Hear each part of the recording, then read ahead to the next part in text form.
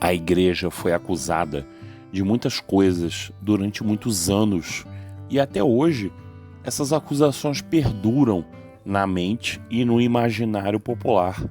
E uma delas é que a igreja não só apoiou, como se beneficiou da escravidão negra. Mas será que isso é verdade? Vamos conhecer essa história hoje, contando se realmente a igreja apoiou a escravidão ou não, sem rodeios. Vamos lá? A Lei Áurea, assinada pela princesa Isabel em 13 de maio de 1888, pôs fim a quase 300 anos de escravidão em nosso país. No entanto, quando isso aconteceu, o Brasil era o único país ocidental que ainda admitia a escravidão. Os negros africanos, arrancados de suas famílias e trazidos à força para o Brasil, eram transportados nos porões dos navios negreiros. Em função das péssimas condições deste meio de transporte desumano, muitos morriam durante a viagem. Após desembarcarem no Brasil, o tormento só estava começando, pois essas pessoas, esses seres humanos, eram comprados como mercadorias por fazendeiros e senhores de engenho, que os tratavam de forma cruel e violenta. Os negros africanos colaboraram muito durante nossa história nos aspectos políticos, socioculturais, gastronômicos e religiosos. Porém, infelizmente, ainda existem preconceitos com relação à sua cultura ou mesmo com as religiões afro-brasileiras. Pior ainda são os casos de injúria racial e discriminação, episódios lamentáveis que, vez ou outra, ocupam os noticiários, embora isso ocorra com frequência de forma velada. Permanecem muitas situações de exclusão social, além do preconceito arraigado em nossa mente de que negro é sinal de perigo. Mas, em relação ao nosso tema, depois de situar como funcionava a escravidão no Brasil e como se encontra o país hoje em relação aos negros, qual era o papel da Igreja Católica nesse hediondo comércio? A Igreja Católica, desde o século V, tomou posição contra a escravidão. Em 13 de janeiro de 1435, através da bula Sicut Dudum, o primeiro documento que trata explicitamente da questão, o Papa Eugênio IV mandou restituir a liberdade aos escravos das Ilhas Canárias.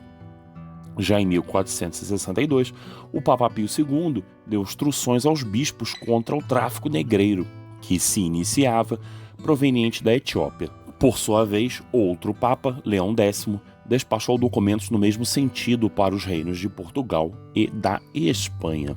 Seguimos com muitas outras bulas contra a escravidão, incluindo do Papa Gregório IV, Urbano VIII, Bento XIV, na bula Immensa Pastorum e outros. No século IX, no mesmo sentido, se pronunciou o Papa Gregório VI ao publicar a bula In Suprema Apostolatus. Já em 1888, o Papa Leão XIII, na encíclica In Plurimis, dirigida aos bispos do Brasil, pediu que apoiassem a abolição da escravidão no país. Voltando um pouco no tempo, desde o primeiro século, a Igreja combateu a escravidão. A prova disso é a carta de São Paulo ao cristão Filemon em defesa do escravo Onésimo. Venho suplicar-te em favor deste meu filho Onésimo. Paulo mandou o escravo Onésimo de volta a seu Filemon. Agora, não já como escravo, mas bem mais do que escravo, como irmão caríssimo, meu e sobretudo teu. Desde que o cristianismo chegou em Roma, com São Pedro, os escravos aderiram em massa à fé dos cristãos, porque eles não eram olhados como escravos, mas como filhos amados de Deus. Assim é que muitos escravos morreram mártires, como Santa Felicidade, morta no anfiteatro de Cartago no dia 7 de março de 203, na perseguição do imperador Séptimo Severo. Inclusive, no rol dos santos da igreja, há vários escravos, como por exemplo São Benedito e Santa Baquita. Já na Idade Média, a escravidão foi quase extinta. Os servos de gleba dos senhores feudais não eram escravos, tinham liberdade para plantar, colher, vender, constituir família e etc. Como já dito, muitos documentos de papas provam o quanto a igreja condenou a escravidão. Vamos ler alguns? Em 873, o Papa João VIII, em uma carta a um príncipe da Sardenha, diz: há uma coisa a respeito da qual desejamos admoestar-vos em tom paterno. Se não vos emendardes, cometereis grande pecado, e, em vez do lucro que esperais, vereis multiplicadas as vossas desgraças.